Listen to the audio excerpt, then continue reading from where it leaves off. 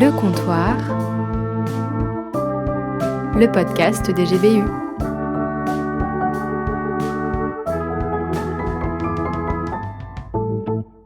Bonsoir à tous. Salut. Bonsoir. Bienvenue au comptoir. Bienvenue à vous qui nous écoutez.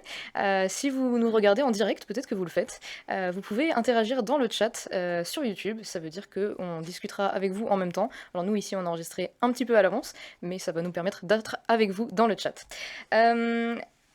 Vous pouvez donc poser vos questions et dire si vous êtes d'accord ou pas avec nous. Et je suis Laurie, et avec nous aujourd'hui, on a des invités de qualité. Si vous ne l'avez jamais encore vu, je vous présente Colline. Colline qui est co-animatrice au comptoir depuis maintenant 1 an, qui est étudiante en santé publique et qui rêve secrètement de diriger Médecins sans frontières. Colline, en tant que personne qui encadre et qui dirige parfois les médecins, est-ce qu'il y a un objet ou un élément vestimentaire que tu dois porter pour te sentir en confiance dans ton rôle ? Diriger, c'est peut-être un bien grand mot. Un élément vestimentaire, je pense que la veste un peu de costard, je pense que plus que la confiance que je donne aux gens, ça me donne confiance en moi. Parce que j'ai l'impression d'être un peu fraîche et un peu plus mature et un peu plus apte à diriger des gens. Des médecins, c'est ça, bien genre. En particulier. Et bien en parlant de santé, justement, nous avons un médecin dans la salle. Bonsoir JB, Bonsoir, Jean-Baptiste, oui. de son vrai prénom. Tu travailles en tant que médecin et plus particulièrement dans les services psychiatriques, si je me suis bien renseignée. Tout à fait. Et tu nous viens de Besançon, c'est important de le préciser. JB, est-ce que tu regardes régulièrement des séries médicales pour t'en inspirer dans ton travail ? Non. Merci. En vrai, j'en ai beaucoup regardé quand j'étais étudiant et maintenant beaucoup moins. Je sais pas, ça me parle moins. Je suis plus à regarder des sitcoms en ce moment. Voilà, rien à voir. Ça aide pas beaucoup pour ton travail, je Mais pense. non. Okay. Ouais. En parlant de Besançon, nous avons une autre personne qui est originaire de Besançon il y a fort longtemps, je crois. Ouais, il y a un petit... faut trouver des transitions avec les gens. Du coup, on t'accueille pour la première fois dans le comptoir, Pierre-François, ou PF, on va plutôt t'appeler comme ça ce soir. Tu es anciennement développeur en informatique, et tu as tout quitté pour devenir stagiaire dans cette magnifique association que sont les groupes bibliques universitaires, les GBU, qui organisent cette soirée d'ailleurs, on va en reparler un petit peu. PF, est-ce qu'il y a eu un relâchement vestimentaire depuis que tu es passé de développeur à stagiaire ? Non, ça fait 1 semaine, donc ça n'a pas eu le temps de beaucoup changer. Mais... non, pas du tout. Dans 1 mois, comme question. Yes. Eh bien... Attends, du coup, t'as pas eu le droit à ta super question, Laurie. Donc toi, tu es maintenant experte en sémiologie. Vous chercherez ce que veut dire sémiologie sur Internet si vous savez pas. Mais est-ce que tes études, ou ce que tu as appris en tout cas, a une importance sur ce que tu accordes dans l'apparence que tu renvoies aux gens ? Est-ce que ça a changé ta façon d'être avec les gens ? Ça n'a pas forcément changé mes codes vestimentaires, mais ça a changé ma façon de me tenir, je pense. Je réfléchis beaucoup au non-verbal, et par exemple, si je veux avoir une conversation très engageante avec quelqu'un, je vais essayer de ne pas croiser les bras, parce que je sais que c'est une posture un peu fermée. Je réfléchis un peu trop à ce genre de truc, je pense. Okay. Mais du coup, avec cette super question, tu as tué ma transition avec les GBU, parce qu'on parlait justement du stage de PF. Et donc, pour rappel, les GBU, les groupes bibliques universitaires, se retrouvent dans les campus dans toute la France et quasiment chaque semaine, même à Besançon, pour discuter autour d'un texte biblique et en débattre avec des gens de toute confession. Et si ça vous intéresse, vous pouvez vous rendre sur le site gbu.fr pour voir s'il y a un groupe qui se réunit pas très loin de chez vous. Voilà, c'est eux qui organisent cette soirée. Donc aujourd'hui, on va parler de self-love, de comment s'aimer sans le regard des autres. Et on va commencer à rentrer un peu plus dans le dur, dans le vif du sujet. Donc j'ai une première question pour vous. C'est quoi votre style le plus chelou que vous avez eu au collège ? Nous vous écoutons. Au collège Moment difficile au collège. Je sais pas si on peut appeler ça un style, mais je sais que seulement en 6e, alors, j'avais toujours une sacoche comme ça, sur le côté là. Et je voulais jamais m'en séparer. Ah, la sacoche, il y avait toujours cette personne avec la sacoche. J'avais une sacoche, mais ça durait que la 6e. Il y avait quoi dedans ? Des fois, il y avait pas grand chose. Ouais, c'est ça. Donc, et même pour la photo de classe, on m'a demandé de l'enlever. Et j'étais pas. Dur. Ouais. Séparation. Mais en 5e, j'ai arrêté de le porter. Voilà. Changement de style. Déchirement. Pas mal. Toi, JB ? Je pense au collège, c'était l'absence de style total, je pense. Je sais pas trop quoi dire. Par contre, au lycée, j'avais les cheveux longs. Oh, ok. Et mon père, un jour, suite à j'avais beaucoup trop bu d'alcool, il l'a appris et il m'a dit je vais te couper les cheveux et j'ai été rasé, ça m'a fait un traumatisme dentaire. Mais voilà, Waouh, ok. Ça commence fort. ça me rappelle ça. Ah ouais, ok. Bah, en parlant de cheveux, moi j'avais les cheveux longs aussi. C'était plus au collège. Et je les avais toujours attachés. Et j'avais trop peur qu'on me détache les cheveux. Je sais pas pourquoi. Et j'ai juste décidé de les détacher quand je suis rentrée au lycée. Parce que c'était le gros changement et tout. Mais voilà, il n'y avait pas vraiment de raison. Juste, c'était la tradition. J'avais les cheveux attachés pour aller au collège. Ok. Voilà. Donc maintenant, on a l'air de tous parler de la même chose. On aimerait t'écouter, PF, sur l'acceptation de nous-mêmes, par nous-mêmes et de nous-mêmes par les autres. On t'écoute. Oui, bien sûr.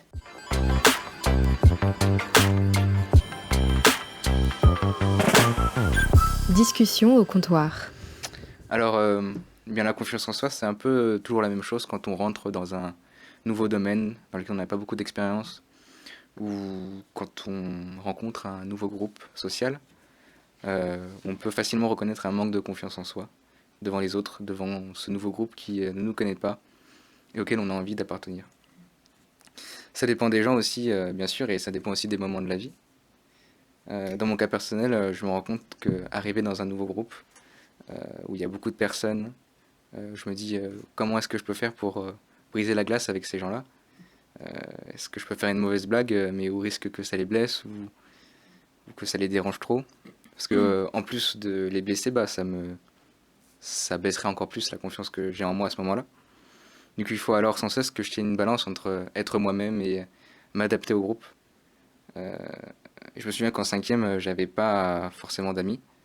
Je voulais me faire accepter par un nouveau groupe, que ça devienne des amis, quoi. Donc je voulais plaire à ce groupe et donc j'ai dû m'adapter à eux. Je me suis vraiment vachement modelé par rapport à eux. J'ai un peu changé mon image et les paroles que je pouvais avoir. Et plus globalement, à l'adolescence, je pense qu'on se cherche une identité où des fois on veut au contraire se fondre dans la masse et enfin bref, on manque beaucoup de confiance en soi à ce moment-là. On manque de confiance en soi socialement. On sort de l'enfance, le corps change, même la compréhension du monde global change, ça s'agrandit. On a des idées philosophiques qui rentrent en jeu, des idées politiques qui viennent se confronter à celles d'autres adolescents. Et je pense qu'on veut se rassurer et appartenir à un groupe souvent.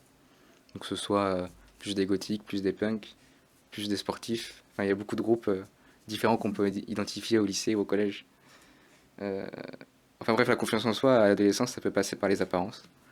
On veut affirmer à quel groupe on appartient, avec quelle idée on est en accord. Et c'est vraiment rassurant à cet âge-là d'appartenir à un groupe, je pense. On a ainsi plus confiance au groupe et on est moins seul. Le manque de confiance en soi, ça diminue généralement à l'âge adulte. Après, ça peut revenir à des moments ou à d'autres. Ça revient, je pense, dans les moments difficiles où on a les nerfs plus à vif. Peut-être quand il s'est passé des choses où les émotions sont plus importantes. Parfois, une expérience, ça peut nous rendre plus confiants pour un moment. Et une remarque, ça peut nous rendre moins confiants pour un temps. Une nouvelle coupe de cheveux, une nouvelle chemise, un compliment d'un collègue ou une moquerie. De si petites choses, ça peut vraiment totalement changer la confiance en soi, ainsi que l'image et la manière dont on va gérer.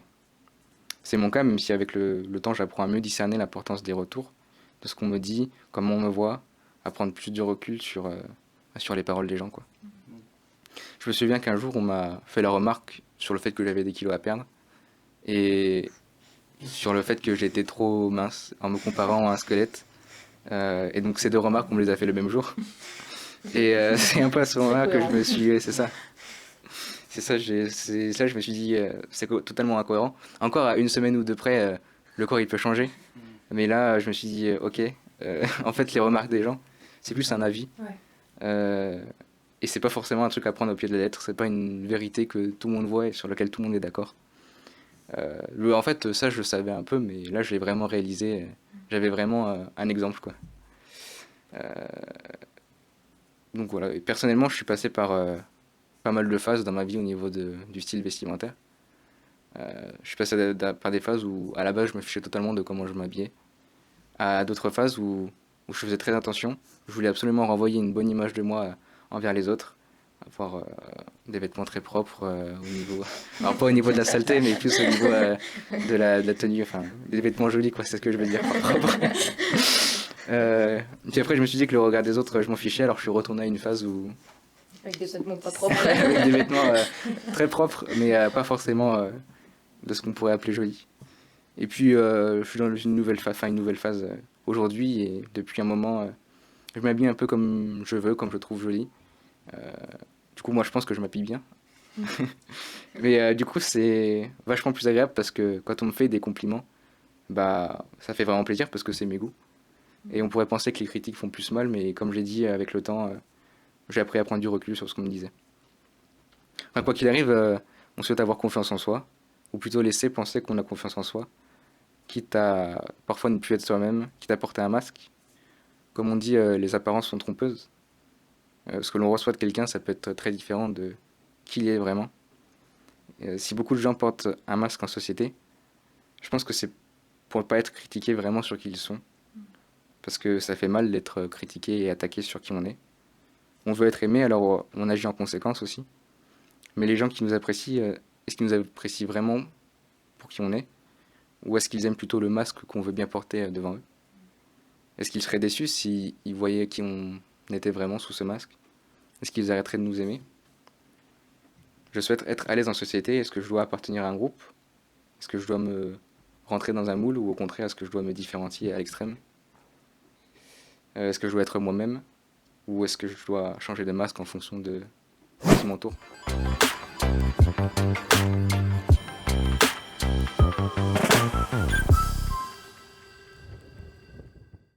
C'est des questions très intéressantes. Mais du coup, tu disais que tu avais réussi à te détacher un peu du regard des autres et même vestimentairement parlant. Qu'est-ce qui te permet de te détacher justement du regard des autres? C'était quoi le déclic? Qu'est-ce qui fait que maintenant tu y attaches moins d'importance? Je pense que globalement, les gens, on peut avoir confiance en ce que l'on croit. Enfin, les gens ont confiance en ce qu'ils croient, parce que sinon, ils n'y croiraient pas. Et moi, dans mon cas, c'est bon, vous me suivez? Je suis. Et moi, dans mon cas, je crois en Dieu. Et je pense que Dieu est rentré à un bon moment dans ma vie. C'était à la première année de fac, juste après le lycée. Plus ou moins, on va dire, au passage à l'âge adulte. Enfin, est-ce qu'on peut appeler ça comme ça? Et ce qui fait que je considère que Dieu m'aime. Et il m'aime d'un amour qui n'a pas de condition. Donc j'ai moins cette frayeur de ne pas être aimé, en fait. Je trouve que c'est pas grave si je suis pas aimé par tel ou tel groupe, parce que Dieu il m'aime et ça me suffit. Aussi parfois dans les moments difficiles, quand j'ai pas confiance en moi, je sais que je peux avoir confiance en Dieu. Et ça c'est vachement fort. Et est-ce que du coup c'est impossible de rester qui on est réellement, au moins avec les gens qui nous sont proches? Est-ce que c'est impossible de rester qui on est? Qui on est non, vraiment? je pense pas que ce soit impossible personnellement.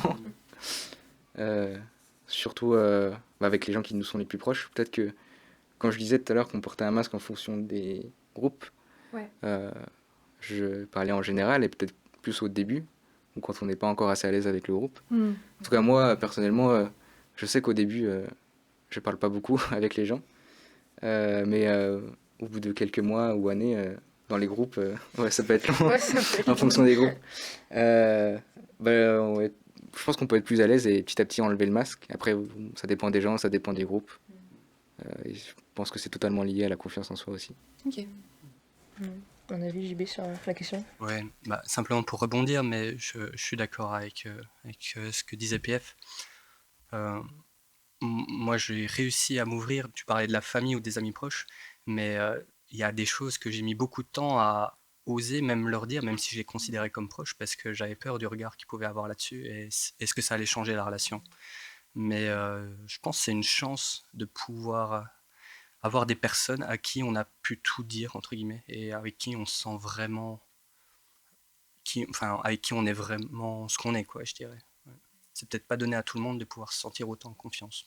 Je pense que la famille, c'est très intéressant comme groupe social, parce que si on a grandi dans sa famille, c'est vraiment les seuls qui nous ont jamais vus vraiment avec un masque, parce que du coup on n'a pas eu le temps d'en mettre un, on a grandi avec eux, quoi. Alors peut-être, je sais pas si c'est des exceptions, mais Je suis pas complètement d'accord. Ah ouais? Je pense que en grandissant, on change quand même beaucoup. Et du coup, la période que tu vis, bah, tu disais le passage à l'âge adulte, c'est quand c'est première année de fac, par exemple. Ouais. Tu vois, enfin, il y a beaucoup de gens qui partent du foyer familial. Du foyer familial. Ouais. Et du coup, qui changent, mais en rentrant dans leur famille, ils continuent d'être comme ils étaient avant. Et en fait, le masque, il vient peut-être à ce moment-là.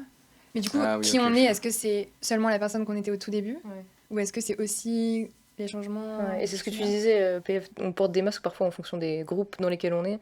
Donc est-ce qu'on porte un masque quand on est avec nos amis, mais pas avec notre famille, ou est-ce qu'on a changé et on est différent avec nos amis et en fait on revient justement, comme tu disais Colline, dans un certain état d'esprit quand on revient avec notre famille. Même inconsciemment. Ouais, même inconsciemment, ouais, c'est pas Ouais, peut-être forcément... qu'on peut se mettre à porter un masque Mais je devant la suis, famille. je suis d'accord d'un autre côté avec ce que tu dis, dans le sens que ce qu'on est aujourd'hui est expliqué aussi par ce qu'on a vécu dans l'enfance. Et en fait, ça, il y a des choses que seulement notre famille connaît et peuvent plus expliquer. Donc peut-être que...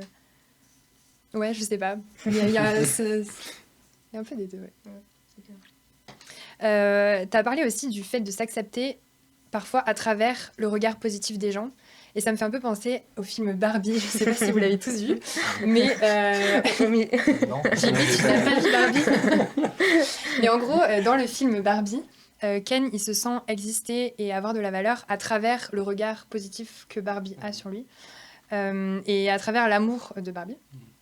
Et en fait, en agissant en fonction du regard des autres, parfois on n'exprime pas vraiment qui on est pleinement et à terme on ne sait plus qui on est vraiment. Est-ce que vous vous êtes déjà rendu compte que vous étiez un peu perdu en adaptant votre comportement au groupe social dans lequel vous étiez? Ou jamais? Parce que vous êtes toujours Vous êtes trop à l'aise. Ou parce que, en fait, ouais. Est-ce que ça vous est déjà arrivé? Moi, il y a des stages quand j'étais étudiant en médecine où enfin voilà, j'y allais avec une grande appréhension, notamment parce que j'étais pas sûr de moi dans mes compétences, ou je me sentais pas au niveau des autres, peut-être internes ou médecins. Et j'ai eu beaucoup de mal, et j'arrivais pas, je dirais même, à être moi-même et à être vraiment à l'aise avec les autres. Mais je pense parce que en partie, je me rabaissais, j'avais cette idée que je faisais pas vraiment peut-être partie du groupe, et je voulais donner l'apparence que j'en faisais partie, que j'avais les compétences médicales, et je me rabaissais tout seul en me disant que je les avais pas. Et du coup, ça me rendait pas à l'aise peut-être. Ok. Ça. Le masque qu'on a, la nouvelle personne qu'on est dans différents groupes, des fois c'est assez volontaire parce on fait attention à comment on est, comme je disais au début, à pas faire un truc qui pourrait blesser, mais même quelque chose qui n'est pas approprié. Par exemple, toi tu parlais du milieu professionnel, il y a beaucoup de choses qui ne sont pas appropriées dans le milieu professionnel. Du coup, tu es aussi obligé de pas être totalement toi-même, quoi. Et je pense qu'il est difficile aussi, c'est qu'on voit aussi dans le milieu professionnel beaucoup, enfin, en tout cas à Besançon peut-être, mais on voit beaucoup de médisance, c'est-à-dire qu'il y a quelqu'un qui va arriver dans le service, en face on dit rien, mais derrière par contre ça parle. Et je pense que pour soi ça donne aussi une grande incertitude de qu'est-ce que disent les gens dans ton dos. Ouais. Je sais pas, moi j'ai ressenti ça dans l'hôpital un petit peu, que ça parlait. Ouais, en plus, c'est même pas les métiers où on se dit que Ouais, peut-être. c'est pas vraiment les stéréotypes qui sont rattachés Ouais. aux médecins, quoi. Donc, ça d'autant plus un choc, je pense, quand t'arrives. Moi, je sais que j'ai vécu un peu la même chose quand j'ai commencé mes stages en journalisme, mais je m'y attendais un peu plus, je pense. Donc, ouais. On voulait parler aussi des domaines de votre travail. Donc, JB, t'as un peu commencé à le faire, mais donc commençons par toi, PF. Ok. Donc, tu as changé de travail, on l'a dit en intro, tu étais développeur et t'avais un bon salaire, j'imagine. Enfin, en tout cas, Voilà. sûrement plus Correct. élevé que celui que tu as maintenant en tant que Oui. stagiaire pour les GBU, avec un salaire de stagiaire. Dans une association, il y a une instabilité et une impression de déclassement. Qu'est-ce que ça provoque en toi? Et comment tu gères ça quand on parle avec ton entourage? Bon, alors déjà, moi personnellement, comment je le vois, ça va. Parce que c'est moi qui ai pris la décision, Ouais. donc je savais très bien que j'allais pas être payé de la même manière que quand j'étais dev. Puis aussi, j'ai mis 3 Dev, ans c'est développeur. Hein, pour Ouais, développeur, ouais, pour les désolé. non-initiés. désolé. Développeur. Mais ouais, donc ça fait... En plus, j'ai mis 3 ans à me décider avant de faire le stage. Donc j'ai eu le temps de me faire l'idée que ça allait avoir un déclassement, comme tu peux le dire. Après, quand j'en ai parlé aux gens que je connais, bah, ça ça dépend vraiment des groupes sociaux, que ce soit la famille ou eux. Pour ma famille proche est chrétienne, enfin, la famille moins proche, pas forcément. Mais ils l'ont tous assez bien accepté. Mon père est pasteur, ma mère a fait 1 an à l'IBG, l'Institut biblique de Genève. Donc ce genre d'années à part, ils le comprennent, ils connaissent ce qui pousse à faire ça. Donc là, ça va. Après, les collègues, par exemple, au boulot, ça c'était très intéressant parce que eux, forcément, ils comprennent pas. J'étais le seul chrétien dans là où je bossais. Enfin, il y avait une catholique quand même. Mais du coup, ouais, il y avait quand même une incompréhension, donc il a fallu que j'explique la démarche, que j'explique ce que j'allais y faire, aussi au patron pour qu'il comprenne, pour qu'il comprenne bien que c'était pas de sa faute, que c'était pas à cause du boulot. Mais moi, j'avais la chance vraiment d'être dans une boîte qui était assez cool avec ça. Et toi, JB, on a une image de ce qu'est un médecin. La société française a une image de ce qu'est un médecin. Et est-ce que toi, ça a influencé le médecin que tu es aujourd'hui pour toi-même, pour ton entourage, tes amis, ta famille, ou même au travail? Si je comprends, oui, qu'est-ce qui a construit le médecin un peu que je suis aujourd'hui? Ouais, Sur quoi à quoi je voulais ressembler peut-être comme médecin, ouais, par peut-être. exemple. Moi j'ai Moi, j'ai un père qui trouve que les médecins sont un peu tous des menteurs, je dirais. Ok. Euh, C'est le même qui t'a rasé la tête. Oui. C'est ça, hein. J'ai beaucoup d'histoires avec mon Ouais. papa, mais je l'aime beaucoup. On s'entend bien. Big up. Non, ouais, big up au papa. Non, mais c'est intéressant parce que il m'a souvent raconté, lui, où il avait l'impression que il est allé voir des médecins et qu'il savait pas vraiment, et qu'il a l'impression qu'il aurait préféré que les médecins lui disent bah, en vrai, je sais pas. Ah, c'est un peu des imposteurs. Ouais, mais dans le sens, c'est qu'ils ont du mal à dire ben, je ne sais pas. Ah oui, ok. Et en fait, moi, ça m'a construit dans mon usage de médecin, dans mon image de médecin. Et quand je me suis retrouvé avec des copains en médecine, je sais que des fois, on se retrouvait étudiant en médecine, puis on parlait, ah, mon papa ou ma maman, il m'a demandé ça, puis je dis, bah moi, quand je sais pas, je dis, je sais pas. Puis eux, ils me disent, mais tu peux pas dire ça, t'es en médecine, t'es obligé de donner une réponse. Puis moi, je dis, bah j'en ai rien à faire, si je sais pas, tant pis. Et ça m'a gardé comme ça, mais je sais que ça peut choquer. Et même à l'hôpital, des fois, comme je travaille avec des psychiatres, ils me posent une question, puis c'est difficile pour moi, mais j'ai l'impression qu'ils attendent une réponse tout de suite. Puis la seule réponse que j'ai à dire, ben, là tout de suite, je peux pas te dire. Faut que j'aille voir le patient, faut que j'aille regarder, peut-être je me renseigne. Parce qu'en vrai, on a beau avoir fait des études de médecine, c'est tellement large et ça évolue tout le temps que c'est difficile d'avoir une Ouais, bien réponse sûr. là tout de suite. Donc, Du coup, ce qu'on t'a dit de ce qu'on imaginait d'un médecin, en réaction à ça, t'as adapté l'image que toi, tu voulais donner en tant que médecin. ouais, Ok, exactement. Ouais, parce que j'ai c'est fort. l'impression que j'ai entendu plusieurs personnes qui ont été blessés ou qui ont à chaque fois, encore la semaine dernière, j'ai mon pasteur qui a raconté l'histoire que quand son fils est né, les médecins avant qu'il naisse, en fait, ils lui ont dit mais il va pas vivre cet enfant. Et en gros, j'ai l'impression que chaque fois que les gens qui sont pas en médecine ou disent quelque chose sur les médecins, c'est pour dire mais en fait il a dit n'importe quoi. Donc moi ça m'a Ouais. toujours marqué. Je me suis dit mais j'ai aucune envie que ça soit l'image que je donne. Du coup, je préfère ne rien dire que de dire quelque chose qui serait faux. Je sais pas si ça. Des fois, c'est pas rassurant, notamment pour les gens avec qui je travaille, des infirmiers qui me disent mais t'es médecin ou pas? Tu devrais savoir. Ok. Puis je dis bah je vais me renseigner. Mais voilà. À la longue, j'ai l'impression que ça marche bien quand même. Ok. Ok. Donc, tu parles tellement bien, JB, qu'on a envie de t'entendre plus. Et tu nous c'est as vrai. préparé une chronique, donc c'est ton tour. C'est à moi.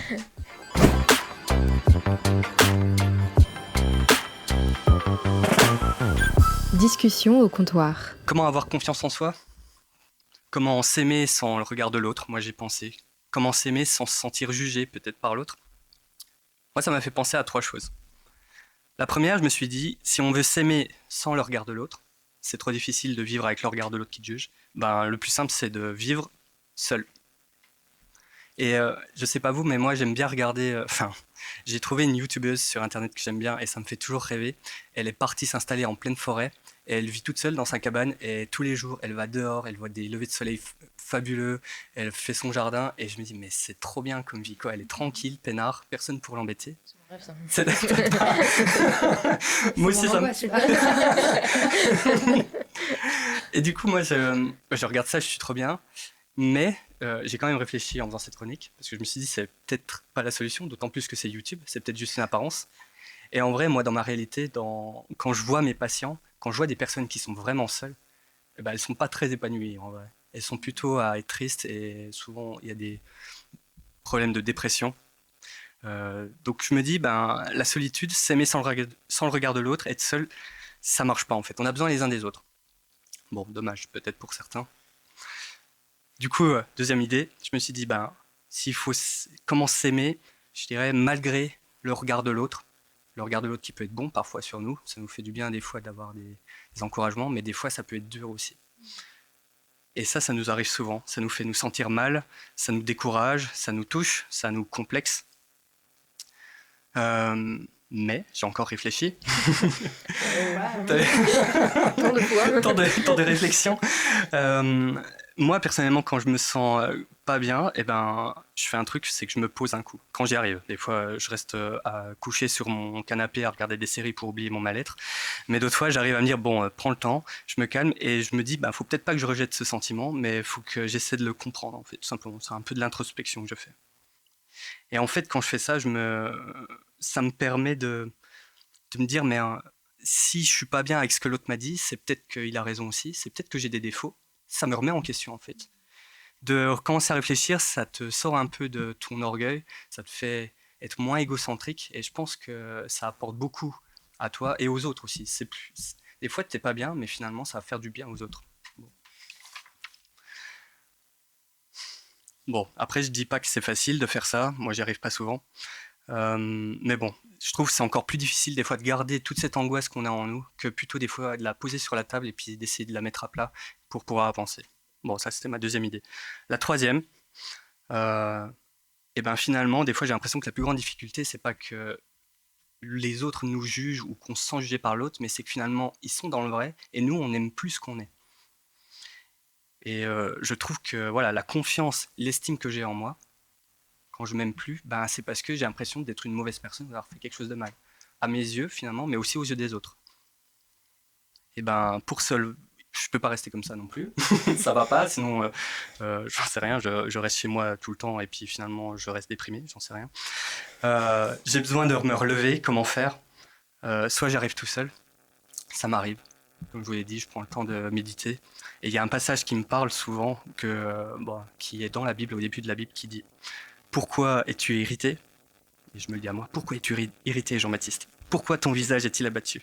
Certainement, si tu agis bien, tu relèveras le visage. » Et je me suis souvent dit, j'ai fait quelque chose de mal, mais c'est pas la fin. Il y a peut-être un espoir, tu peux agir bien, tu peux aller au-delà et tu peux commencer à avancer. Et ça me rassure aussi que ça soit un truc qui soit dans la Bible, parce que je me dis c'est un vieux bouquin, et depuis des milliers d'années, on a le même problème, en fait. On se décourage, on s'irrite, on est déçu de ce qu'on a fait, mais on peut se relever. Si on n'arrive pas tout seul à se relever, quoi faire ? J'ai aussi une solution. Ça, c'est les médecins, tu sais, c'est des schémas mentaux. Tu penses 1, 2, 3, non, ça marche pas, tu fais 4. Bon, bref. Oui, c'est ça. Toi-même, tu connais. Si ça marche pas, si tout seul, j'arrive pas, t'as pas d'autre choix non plus, tu te tournes vers les autres. Et ça peut être difficile aussi. Mais bon, des fois, c'est nos amis, notre famille ou Dieu. Mais dans les situations où je suis au plus bas, quand je m'aime plus, je vois combien j'ai besoin que quelqu'un me connaisse, que quelqu'un me connaisse et que quelqu'un m'aime. C'est par leur amour souvent que j'ai pas le choix. Je m'ouvre sur mes difficultés, sur mes doutes, sur mon manque de confiance. Et en fait, ça me permet ensuite d'avancer et puis de pouvoir changer les choses. Pour finir, pour un peu résumer, comment s'aimer sans le regard de l'autre ? J'avais posé cette question au début. Je dirais qu'on ne peut pas. On a besoin de l'autre pour s'aimer. On a besoin de son regard d'amour sur nous. Voilà. J'hésitais. Allez, pardon. Non. Bon, je lis quand même mon dernier petit paragraphe. Vas-y. J'ai hésité. Pour moi, quand j'ai perdu toute confiance en moi, quand je me sens coupable de ce que j'ai fait, quand je me sens honteux, j'ai 2 solutions. Soit renoncer et accepter que je suis nul et rester sur mon sofa et finalement mourir, mangé par des Doberman, j'en sais rien. Ou soit non, encore une fois. Et c'est juste décider de non. C'est peut-être difficile, mais ça veut dire abandonner sa peur et oser à nouveau se laisser regarder par l'autre, je dirais, et se laisser une chance de se laisser aimer par l'autre.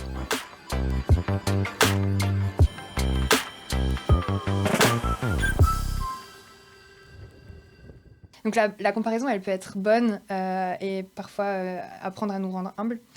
Et la comparaison, elle peut juste nous faire plus prendre conscience de qui on est, quoi changer pour faire mieux. Mais ce qui est dangereux, c'est quand ça tombe dans le quoi changer pour avoir une meilleure valeur. À votre avis, quels tips on peut avoir pour mettre de la distance entre les remarques et la vision de notre valeur? Bah, déjà, comme je disais tout à l'heure, ce que les gens disent, c'est pas forcément une réalité.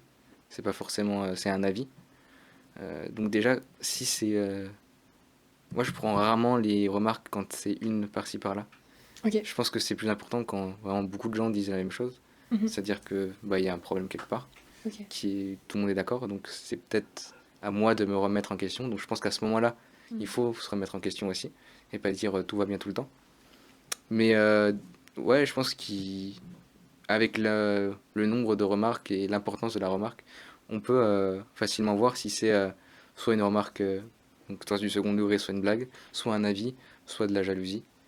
Et je pense qu'à ce moment-là, on peut voir si c'est à nous de nous remettre en question par rapport à la valeur qu'on a vis-à-vis de tout le monde, ou si c'est juste quelque chose qui est pas si important que ça et que c'est pas la peine de se faire du souci pour ça. Ok. Parce que du coup, tu penses que les remarques négatives, enfin les remarques qui s'avèrent être vraies, Ouais, changent la valeur qu'on a par rapport aux autres? pas forcément la valeur, ça dépend de la Ok. remarque en fait. Ça peut la changer. Ça peut changer. Oui, je pense, Ok. si je comprends bien Ok, la ok. question, oui. Ok. Moi, ce qui m'aide des fois à prendre du recul et à me dire j'ai de la valeur, je vais pas parler de la valeur profonde où je dirais que au fond de moi, je crois même quand je suis au plus bas, euh, je crois que j'ai de la valeur parce que tout simplement chaque homme a de la valeur, même si tu as l'impression de servir à rien. Mais je dirais, dans un domaine particulier, quand tu as l'impression d'être nul, je sais pas, quand tu as fait des remarques et que tu as l'impression d'être plus nul, le mieux encore, bah, c'est bizarre, mais c'est de continuer. Je vais donner un exemple. Quand à l'hôpital, ça m'est arrivé des fois de faire n'importe quoi dans ce que je prescrivais aux patients, hein, ça arrive, désolé pour eux. Je m'en suis voulu, mais je m'en suis terriblement voulu. Bah, comment tu remontes ta valeur après? Bah, t'as pas mille solutions, tu retournes au travail et tu recommences à prescrire. Et tu dis, bah, en fait, je fais pas tout le temps des trucs nuls. C'est tant que tu peux remonter en selle, faut le faire, entre guillemets. Je dirais ça. Des fois, moi, ça m'aide. La seule chose qui m'aide, des fois, c'est de me dire, ben, là, je peux continuer à cogiter pendant des jours en me disant, mais mais des fois, de dire, ben, faut y aller, des fois. Des fois, ça revient juste en disant. Bah, je sais pas si ça marche tout le temps, mais voilà, à quoi ça me fait penser. Donc des fois, ça peut être vrai, mais ça peut être formateur du coup, ça. Ouais, Ouais. voilà aussi. Je pense que c'est aussi important de... Enfin, alors c'est peut-être plus facile à dire qu'à faire, mais juste de se rappeler que, comme tu as dit, chaque humain a de la valeur juste parce qu'il est humain, et juste parce qu'il l'est, et pas parce qu'il fait. Et je trouve que ce concept-là, du coup, permet de garder bien en tête que n'importe quoi, n'importe quelle remarque sur ce qu'on fait ou sur ce qu'on fait ou ce qu'on dit ou voilà, affecte pas notre valeur, mais juste notre comportement. Mais pas notre valeur. Parce que le simple fait d'être fait qu'on a de la valeur. Je sais pas si c'est... Ouais, c'est clair. Tu nous as parlé, et on en a un peu discuté, JB, du fait qu'il y a plusieurs façons de répondre au manque d'estime de soi, dont on manque tous un peu finalement. Donc c'est soit se relever ou soit se morfondre. Comment vous réagissez au manque d'estime de vous? Ouais, alors après avoir dit la chronique, moi je me morfonds clairement. En vrai, j'aimerais bien appliquer ce que je dis, mais dans la réalité, il y a des moments où je reste un temps à terre. Je sais pas quoi dire de plus en vrai. Ouais, voilà. Après, peut-être déjà se dire que on est peut-être tous un peu pareils là-dessus aussi, c'est difficile. Et puis on a peut-être un temps où on a besoin d'encaisser le choc. Et puis après de pouvoir se relever. Mais ouais, je suis pas tout de suite à être combattant, on va dire. Retourner prescrire directement. Ouais, c'est ça. Ouais. Ouais, j'ai besoin d'aller pleurer dans les bras de quelqu'un, je crois, des fois. Ouais, mais moi je te rejoins vachement. Je pense que je suis team se morfondre sur un canapé. Ce qui est pas une forcément la meilleure solution, hein, ça aide pas beaucoup. Je pense que ce qui aide aussi, c'est juste qu'il y ait un nouveau jour qui arrive et qu'il y ait un peu de changement autour. Mais ouais, je pense que c'est ça mon réflexe.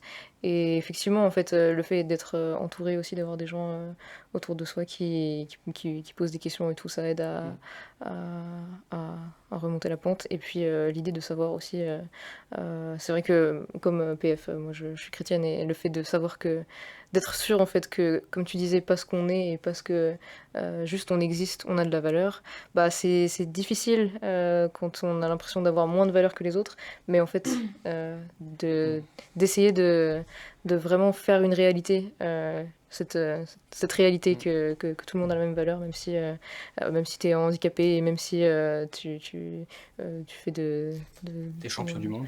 Oh non, exactement, exactement. pas mais, quoi. mais c'est vrai, hein, et du coup ça te fait redescendre aussi ton orgueil, juste parce que tout le monde a la même valeur que toi, quoi. Pour revenir sur le fait de se morfondre dans son canapé, je pense que c'est logique de faire ça. Parce que sinon, tu peux pas remonter la pente.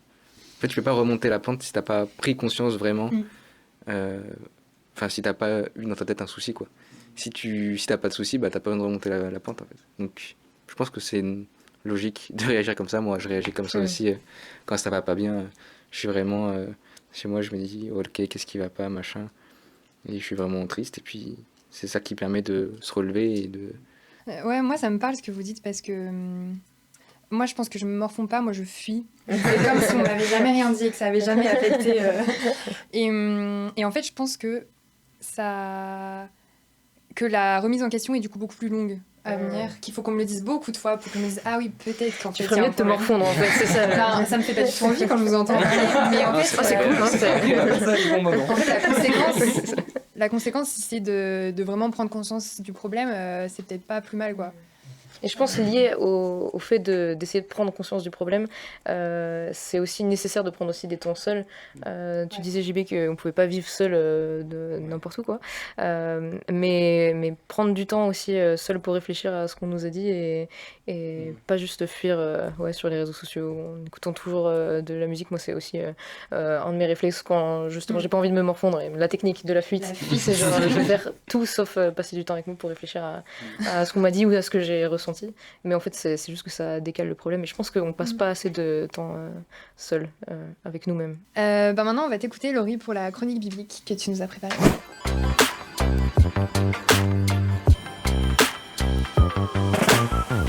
Discussion au comptoir. Je voudrais vous parler aujourd'hui d'un problème qui, je crois, nous concerne tous, ou en tout cas beaucoup de gens. C'est les conseils pourris qu'on reçoit de nos amis. Alors, je sais pas si ça vous est déjà arrivé d'être dans une situation de détresse, genre vous allez passer un oral ou vous allez commencer un nouveau boulot et vous êtes un petit peu en stress et le conseil que vous donne votre ami, c'est « Bah, tu vas y arriver ». Alors bon, déjà, je pense qu'on peut dire que cet ami, c'est pas franchement foulé et qu'on peut les lire numéro 1 des conseils inefficaces. Mais je dois reconnaître que je donne parfois ce genre de conseils, si on peut appeler ça comme ça, par manque d'inspiration. Et si c'est une phrase bateau, bah, elle révèle quand même notre façon d'encourager les gens face à leur vulnérabilité. On les élève, on les sauce, on les coach, et on s'inspire de leurs propres capacités pour les convaincre qu'ils sont bons dans la tâche qu'ils doivent accomplir. Et donc on leur donne une petite tape dans le dos en leur rappelant leurs qualités en la matière. Et les situations où on doit faire quelque chose qui nous fait stresser, ce sont des moments qui mettent en lumière notre niveau d'estime de nous-mêmes.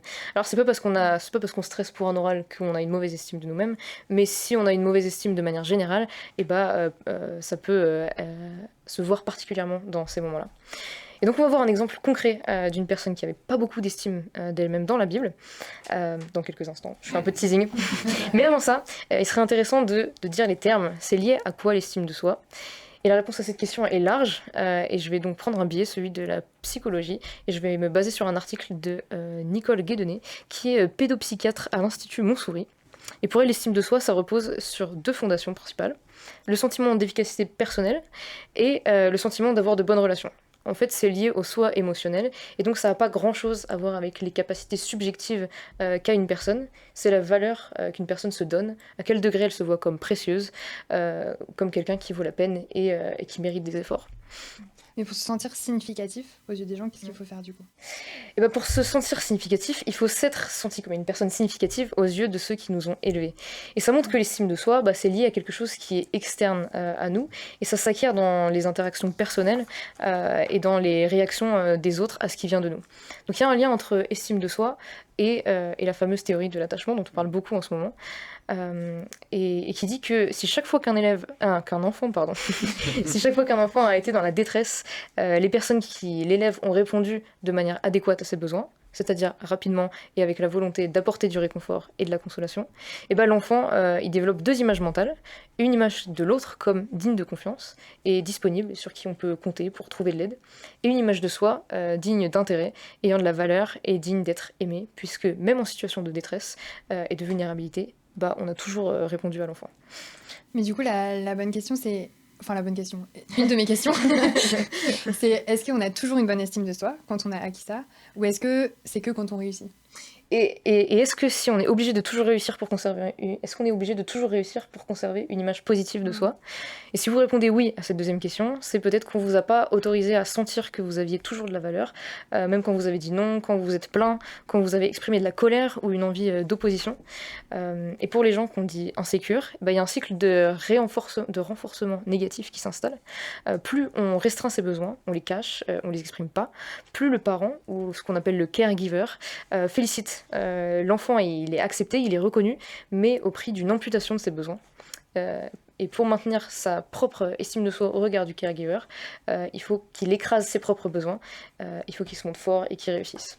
Et donc le soi authentique, celui qui est pas d'accord et celui qui échoue parfois, il est vu comme honteux et comme inacceptable pour les autres. Alors pour revenir à notre façon de conseiller nos amis, notre stratégie pour les conforter, c'est de les recentrer sur leurs capacités. C'est de mettre l'accent sur le fait qu'ils peuvent réussir parce qu'ils sont trop forts. Mais en fait, si fondamentalement, eux, ils pensent pas être trop forts, ou s'ils pensent pas être assez forts, parce qu'il y a cette idée qui est fortement ancrée en eux, alors notre stratégie de les faire se focaliser sur leurs capacités, c'est voué à l'échec en fait. Tu nous as promis et tu nous as teasé un cas concret. Ça arrive. Alors voyons maintenant un cas pratique et faisons la connaissance de Moïse. Moïse, c'est lui dans le Prince d'Égypte, c'est lui qui a séparé la mer Rouge en 2, c'est lui les 10 commandements. Il envoie du lourd, Moïse, et si vous avez déjà entendu parler un petit peu de la Bible, vous avez sûrement déjà entendu parler de Moïse. Il est assez famous, mais on va voir que c'est aussi un mec qui avait une très mauvaise estime de lui. Alors son histoire, elle nous est racontée dans un livre du début de la Bible, qui s'appelle l'Exode, et la voici. Donc Moïse est hébreu en Égypte, et le pharaon de l'époque de sa naissance, il a voulu exterminer tous les bébés garçons hébreux, parce qu'ils devenaient trop nombreux. Et du coup, sa mère l'a caché, et a fait en sorte qu'il soit adopté par un Égyptien, et il se retrouvait à grandir à la cour du pharaon. Une fois qu'il est devenu adulte, Moïse, qui a donc grandi à la cour, il va voir le peuple hébreu et il voit leur souffrance parce que ils étaient esclaves des Égyptiens. Et il voit un Égyptien tabasser un Hébreu, qui regarde autour de lui pour voir s'il y a personne, et il se fait justicier en tuant l'Égyptien. L'affaire s'ébruite et le pharaon veut tuer Moïse, qui fuit dans un autre pays et qui devient nomade pendant 40 ans. C'est un simple berger et il rencontre Dieu à travers une apparition surnaturelle. Et Dieu lui parle et il l'envoie auprès du nouveau pharaon pour que Moïse fasse sortir d'Égypte les esclaves hébreux et qu'ils deviennent leur guide. Et Moïse dit « Non, s'il te plaît, je peux pas, je suis trop timide. » Et Moïse fait 5 objections à Dieu et on va voir comment Dieu lui répond et gère la mauvaise estime qu'avait Moïse de lui-même. L'histoire, elle se trouve donc dans la Bible, dans les livres de l'Exode, si vous voulez suivre pour voir que je raconte pas n'importe quoi. C'est au chapitre 3, à partir du verset 7 jusqu'au chapitre 4, verset 17. Sa première objection, c'est « Qui suis-je moi pour aller trouver le pharaon et faire sortir les Israélites d'Égypte ?» Et c'est vrai, c'est qui il est pour faire ça. Il n'a pas confiance en lui aussi par son histoire. La dernière fois qu'il a essayé de se révolter et de provoquer la justice, il a tué un homme et personne l'a suivi dans sa révolte. Alors comment est-ce qu'on aurait pu rassurer Moïse, nous, à ce moment-là? Ça aurait été quoi l'équivalent de notre tu vas y arriver? Est-ce qu'on lui aurait dit « Ok Moïse, t'as quand même grandi à la cour du pharaon, je suis sûr que t'as déjà parlé en public, tu les connais, tu vas y arriver ». Nous, on aurait essayé de redonner confiance en Moïse, très probablement.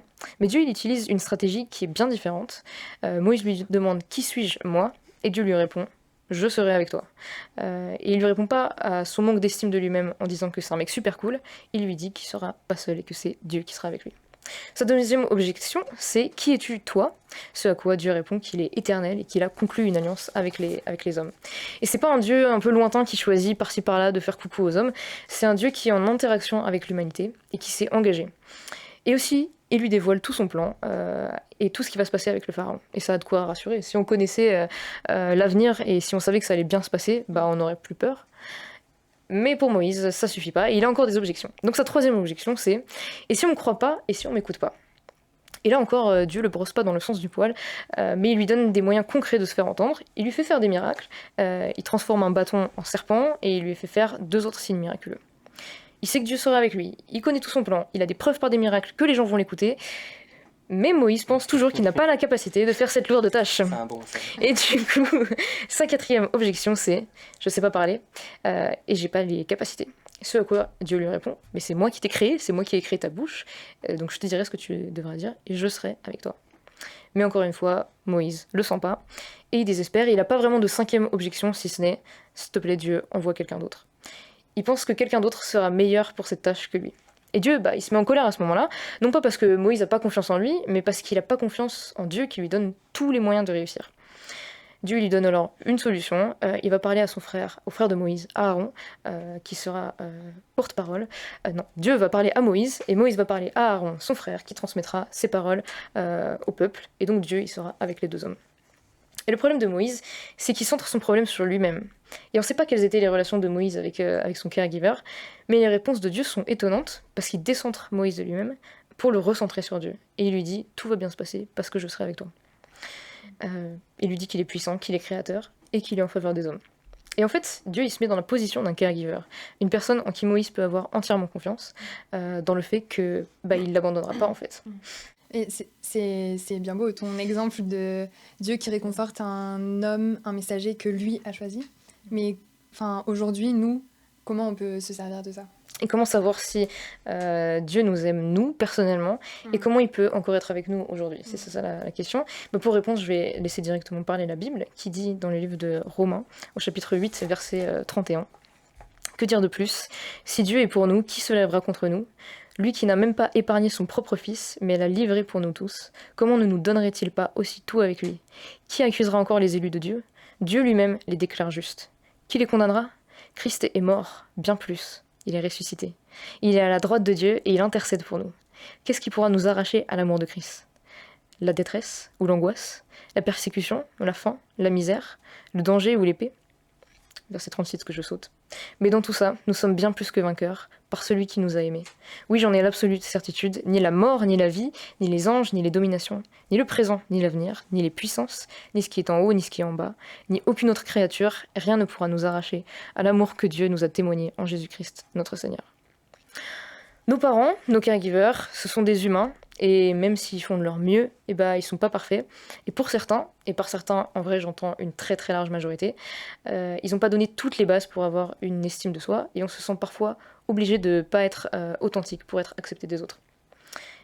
Et pour être moi-même quelqu'un qui galère pas mal avec mon estime de moi, le fait de croire en Dieu, ça change tout. Parce que je me dis que si j'existe, et si Dieu, c'est que Dieu l'a voulu, qui m'a voulu physiquement et caractériellement comme je suis, et que s'il y a des gens qui parlent mieux, s'il y a des gens qui ont des meilleurs arguments, plus de connaissances, ou qui font des meilleurs moves de danse en soirée que moi...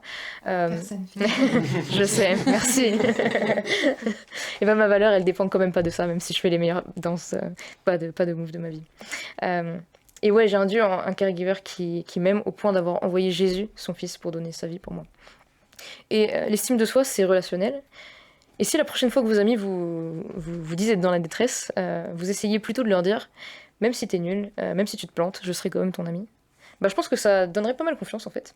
Et ça me fait penser à une anecdote sur un plongeur américain, pas celui qui faisait la vaisselle, mais celui qui était plusieurs fois médaillé au JO et qui a explosé tous les records du monde. Il s'appelait Greg Louganis dans les années 80. Et il était connu pour être très bon sous pression. Et on lui a demandé une fois, comment tu fais pour être aussi bon sous pression ? Et il avait répondu, je monte en haut du tremplin, je me souviens que ma mère m'aime et je plonge.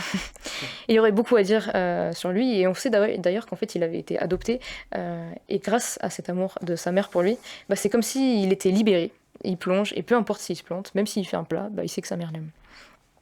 Mais on l'a vu aussi, les humains ont leurs limites et leurs faiblesses, et on ne peut pas construire notre estime de nous en fonction de ce que pensent les autres de nous. Et si on essayait de le faire par rapport à Dieu, le Dieu qui est tout puissant et infaillible, l'estime de soi c'est relationnel. Et si on essayait d'avoir une relation avec Dieu, il nous dirait « Tu es faible, mais je suis avec toi et je t'aime. Et confiance en moi. Et place ta confiance en moi. »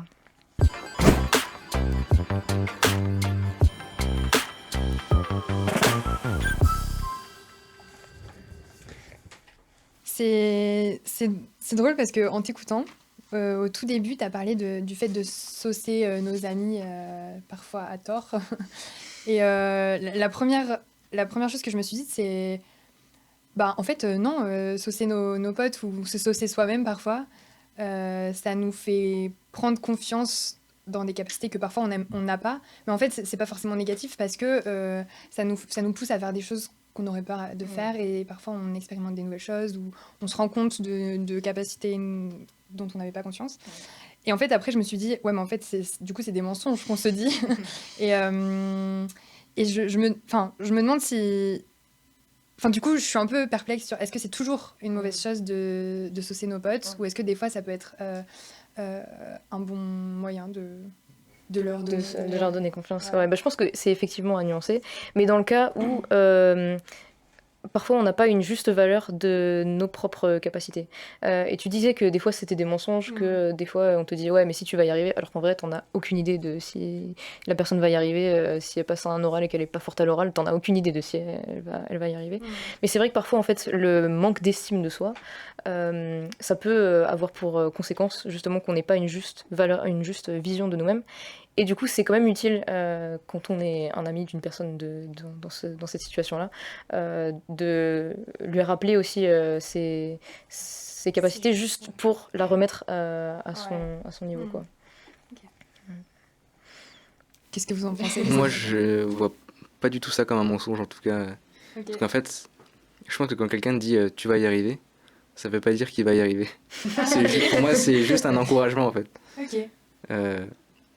Je sais pas trop s'il y a des mots pour remplacer ça, mais... C'est une sorte de bon courage, quoi. Voilà, c'est bon courage. C'est comme tu dis, on n'en sait rien. Donc je pense pas vraiment que ça veut dire je le certifie, tu vas y arriver. C'est pas une promesse. Et je pense pas que ce soit un mensonge si on prend le vrai sens de ce que ça veut dire. Du coup, je trouve pas ça négatif. Je trouve ça positif. Presque tout le temps, je pense. Ah, ok. Parce que, en fait, c'est juste un encouragement, en fait. Après, faut pas le prendre vraiment au pied de la lettre, je pense. Enfin, et si on continue un peu dans ce que tu nous as présenté, est-ce que c'est pas un peu prétentieux quand les chrétiens disent « Ok, mais c'est bon, moi, je suis trop fort parce que Dieu me fournit la capacité d'être trop fort ». Est-ce que vous trouvez pas qu'il y a un côté un peu prétentieux? Mais je pense que quand il y a des personnes qui croient en Dieu, qui disent ça, c'est qu'elles ont besoin de se l'entendre dire à elles-mêmes, peut-être. Ça, c'est leur confiance, c'est de là que leur vient leur confiance. Et c'est pas pour se surestimer, pour se dire moi j'ai Dieu, toi tu l'as pas, mais c'est moi j'ai besoin de Dieu dans ça. Et toi je ne sais pas comment tu fais, mais moi dans ces situations j'ai besoin de Dieu. Je dirais peut-être plus ça. Je le comprends comme ça, moi. Et je pense qu'il y a aussi la reconnaissance du fait que, en disant que c'est Dieu qui aide dans ces situations, que du coup, au contraire, c'est pas nos propres forces, c'est pas nos propres réalisations. Et du coup, c'est plus. Justement, c'est pas de se surestimer ou de dire ouais, c'est sûr, je vais y aller, je vais y arriver, mais juste de dire si j'y arrive, en fait, c'est aussi pas mes propres forces, c'est de le reconnaître. Quoi. Ok. Et donc, on a dit qu'on avait tous un référentiel de base. En général, c'est nos parents, les gens qui nous ont élevés, quoi. Et que ce référentiel était imparfait. Mais est-ce que, du coup, on est bloqué dans ce référentiel? Est-ce que on n'a aucun moyen d'en changer? Moi, quand tu parlais, moi, ça m'a fait penser au film Disney Vice Versa. Ok. Je vais pas expliquer, mais c'est une petite fille qui finalement perd toutes ses valeurs et finalement il y a un événement nouveau qui crée une nouvelle valeur en elle, qui met tout en... Je pense que en fonction de ce qu'on vit, nos valeurs elles évoluent, tout simplement. Okay. Ça change complètement, en fonction des rencontres notamment que tu fais, je pense. Mais donc on est un peu passif entre guillemets dans le choix de notre référentiel. C'est en fonction de ce qui se passe, de... Moi je dirais non. Mais vas-y. En gros, le débat est très large. Du coup, maintenant, si on prend ça en compte, ça veut dire est-ce qu'on est libre de choix qu'on fait, en gros? Ou est-ce que tout ce qui nous influence définit nos choix? En gros, c'est ça? Parce que, en gros, tu dis que est-ce qu'on est... notre référentiel, c'est pas nous qui le décidons, c'est par rapport aux influences qu'on a. Je ne dis pas ça, je pose la question. Oui, c'est la question que tu poses. C'est la question que tu poses. Ouais. Et du coup, la question, elle devient très large, du coup, parce que ça veut dire que est-ce qu'on est par rapport à ce qu'on est influencé. Ouais. Voilà. Oui, entre autres. Et du coup, la question est très large. Et je pense que oui, et Ok. que ce que les parents nous ont inculqué, même si ça va pas rester dans nos valeurs, bah, ça va avoir une influence, et au moins sur ce qu'on va en penser en fait. Que ce soit positif ou négatif, ça aura une influence dans le parcours de la personne, je pense. Mm. Ok. Ouais. Mais- Mais, ouais. mais c'est sûr que en fait, l'éducation des parents et tout, c'est quelque chose que tu reçois en plus quand t'es très petit. Donc même si d'autres personnes ont des influences dans ta vie, celle-là, elle est particulièrement importante parce que justement, t'as moins de recul aussi sur ce que les gens te disent et tout. Donc c'est très fort pour moi. Mais je pense qu'il y a quand même l'idée que s'il y a des gens qui ont eu des parents qui ont eu des enfances un peu problématiques, je pense qu'il y a quand même de l'espoir de se dire que ils sont pas forcément bloqués avec ces référentiels. Et je pense qu'en fait la seule solution pour ma part c'est de prendre comme autre référentiel Dieu et que ce soit lui qui donne la valeur, parce que je pense qu'une fois qu'on a des choses tellement ancrées en nous, c'est difficile de tout déconstruire et ouais ça. Ouais.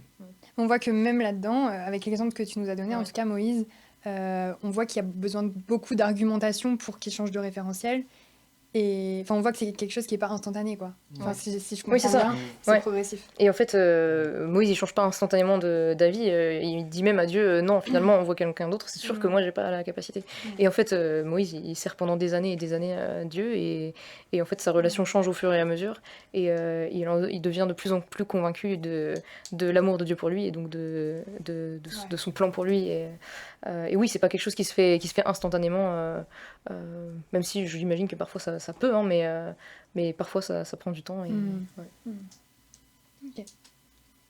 Je vous remercie tous les deux de nous avoir partagé vos discussions. Merci. On va te laisser, JB, t'éclipser pendant quelques minutes, mais tu reviens avec nous juste après, car on accueille Judas qui va nous proposer une pause musicale avec nous. Judas est étudiant en droit à Bordeaux et il est d'origine ghanéenne. Ghanéenne, C'est bon, c'est bien prononcé. Voilà, on accueille Judas.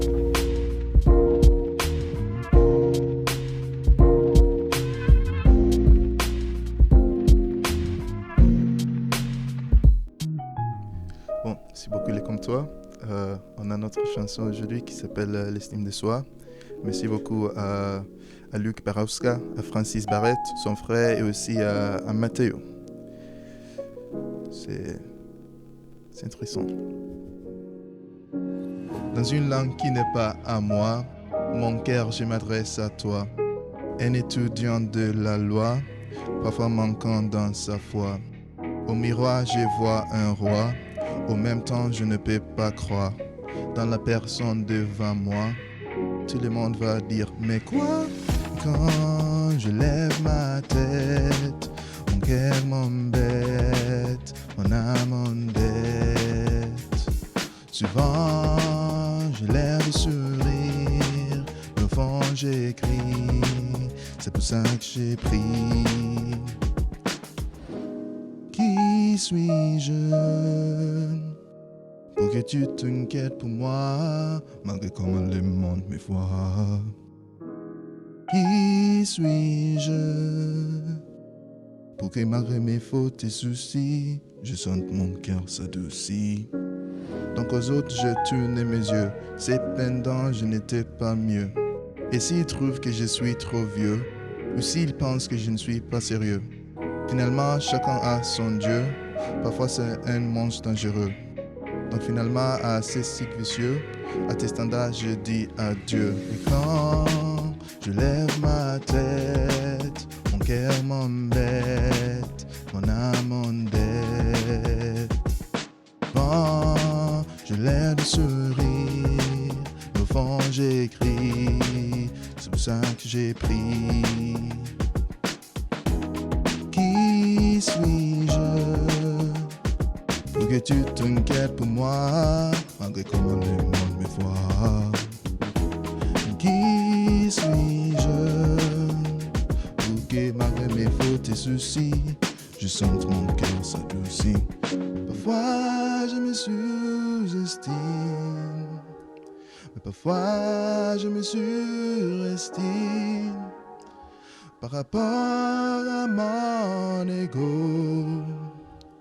It's time for me to let go. Parfois je me sous-estime, mais parfois je me surestime par rapport à mon ego. It's time for me to let go. Parfois ce que tu vois, est-ce que c'est vraiment moi? Qui suis-je pour que tu t'inquiètes pour moi, malgré comment le monde me voit? Qui suis-je pour que malgré mes fautes et soucis, je sente mon cœur s'adoucir? Je ne sais pas qui je suis, mais je sais qui tu es. À toi j'ai fait confiance. Et quand il vient de vous, sur votre avis sur moi, j'ai mon...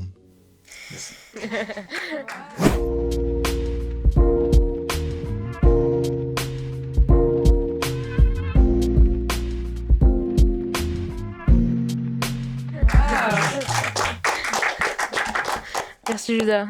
Et merci à toutes les personnes qui ont géré la musique, si j'ai bien compris, il y avait un peu de monde. C'était un projet, mais Luc, Francis et Matteo ils ont contribué.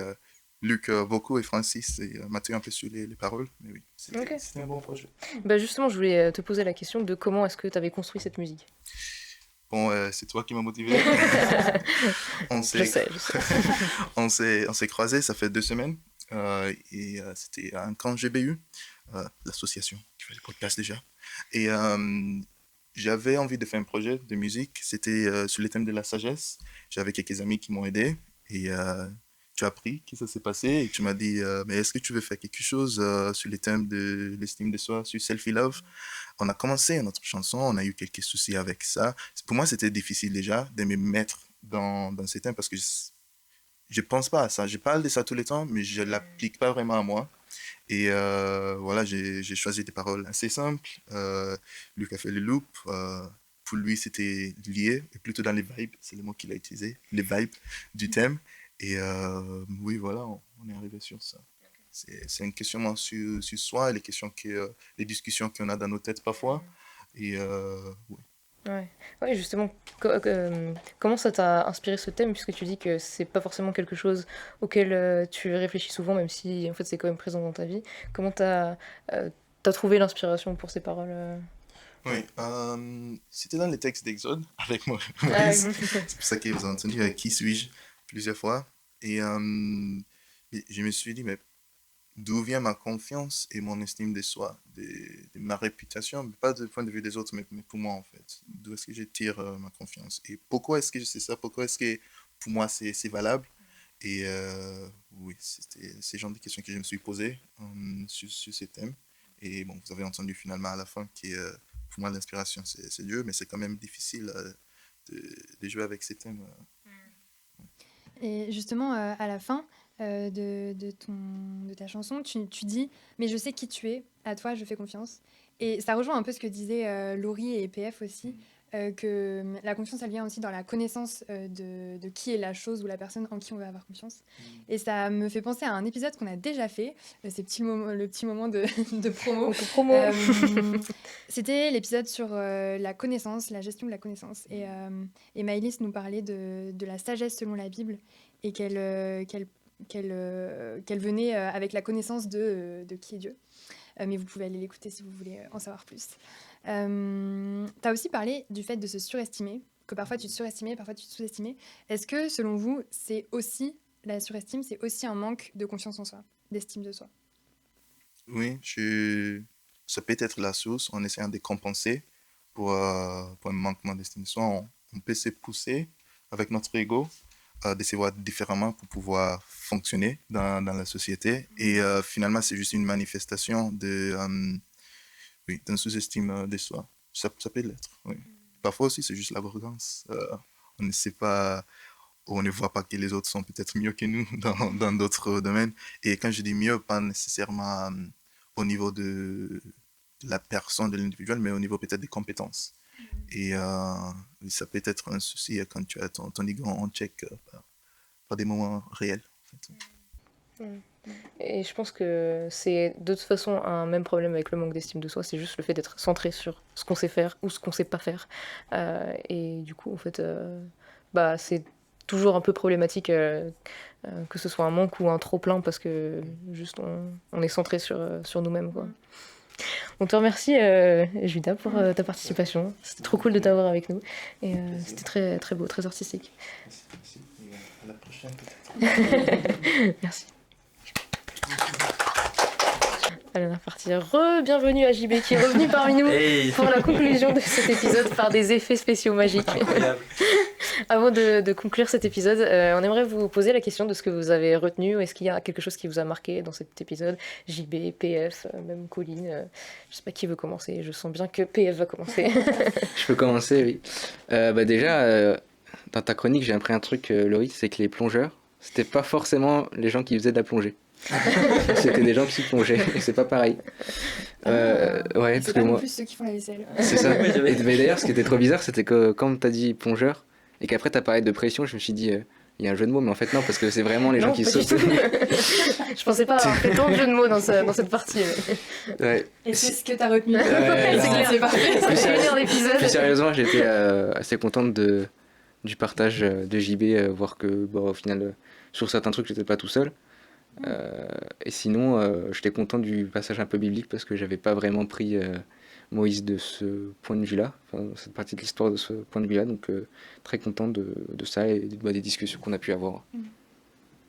Voilà.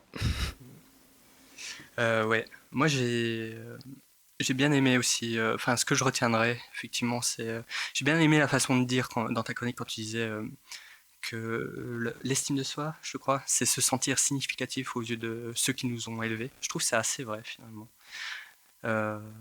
Après, j'aimais beaucoup aussi le parallèle que tu faisais par rapport à Moïse et le fait qu'il est avec nous. Et je pense que c'est quelque chose qui me rassure beaucoup, de se dire qu'il est là, mais surtout ce mot avec, c'est pas contre nous. Et Que Moïse est là ou... Ah, j'ai dit Moïse. Ouais. Ah, bah, je m'embrouille. Dieu est avec nous. Ouais, je dirais ça. Ok. Et toi, Colline, est-ce qu'il y a quelque chose qui t'a marqué dans cette... Ouais, épisode. moi ce que je trouve trop cool, oui et non, mais assez fou, c'est qu'on réagit parfois pas du tout de la même manière à des choses qui sont en fait à la même source. Et ça m'interpelle sur... en fait, je me dis, on a tous un manque à un endroit et qui nous semble humainement impossible à combler. Et ça m'interpelle encore plus sur la dépendance qu'on a à quelque chose d'autre que humain. Ouais. Mais du coup, merci beaucoup pour toutes vos réflexions. C'était vraiment hyper intéressant et je pense que je vais encore y réfléchir pendant longtemps. Ça a suscité plein de questions. Et si on essaie de récapituler un peu, on a commencé par soulever la tension de ok, on a besoin des autres parce qu'on est humain et c'est un peu le propre des humains d'avoir besoin de relations. Mais on galère avec les remarques des autres sur nous-mêmes. Et en fait, ce qui règle ça pourrait être d'avoir un référentiel extérieur à l'humain, justement, complètement parfait, donc vraiment extérieur à l'humain. Et comme vous l'avez tous les trois dit, prendre conscience de l'amour de Dieu envers nous et de la valeur que nous avons pour lui, ça nous permet d'avoir une meilleure estime de nous-mêmes, plus détachée de celle que les autres ont de nous, et du coup, qui pourrait être aussi variable et incertaine, si on se raccroche à la valeur qu'on a pour Dieu, qui est variable et certaine, ça nous assure une certaine stabilité. Donc merci beaucoup. C'était vraiment très intéressant et on a encore plein de choses à réfléchir. Ouais. Ouais, pour conclure cet épisode, on va donc passer au traditionnel moment des remerciements et on veut remercier toutes les personnes qui ont permis que cet épisode puisse se faire, et il est assez particulier parce que vous voyez littéralement nos têtes, c'est pas tous les jours, et donc il y avait pas mal de travail et de choses à mettre en place, et on veut remercier Anne-Lyne qui s'est occupée de la déco, de la conception à sa mise en place, donc merci Anne-Lyne. On veut remercier Luc qui a filmé et qui a fait le montage aussi de cet épisode, donc merci à Luc. Je vais pas le faire à chaque fois. C'est à toi la prochaine. Merci à Olivier Chamard du studio des Cèdres d'avoir fait le mix du son, et plus généralement de continuer de nous suivre pour tous nos épisodes. C'est lui qui fait le mix de tous nos épisodes. On veut remercier Cécile d'avoir géré une grosse partie de l'organisation et d'avoir tout coordonné, et même de nous avoir accueillis dans son studio style appartement parisien. Merci à tous ceux qui nous ont prêté du matériel. Je vais faire une liste très rapide, mais vraiment merci à vous, Christian, Amy, Caillou, Olivier. Merci à nos invités, merci JB, merci PF, merci Judas. Et merci à vous qui nous avez regardé, d'avoir été là. N'hésitez pas à nous suivre sur nos réseaux sociaux pour continuer la discussion. Vous pouvez nous suivre sur Instagram et sur Facebook, c'est toujours le comptoir GBU. Vous pouvez écouter tous nos épisodes précédents sur Spotify, Deezer, Apple Podcast et peut-être d'autres, YouTube, effectivement, YouTube. Et puis une bonne autre façon de continuer la discussion en vrai, c'est de rejoindre un groupe GBU dans votre fac. Donc toujours rendez-vous sur le site gbu.fr où vous aurez toutes les informations pour en trouver un. Encore merci à vous tous et on conclut là-dessus. Bonne soirée à vous. Merci, bonne soirée.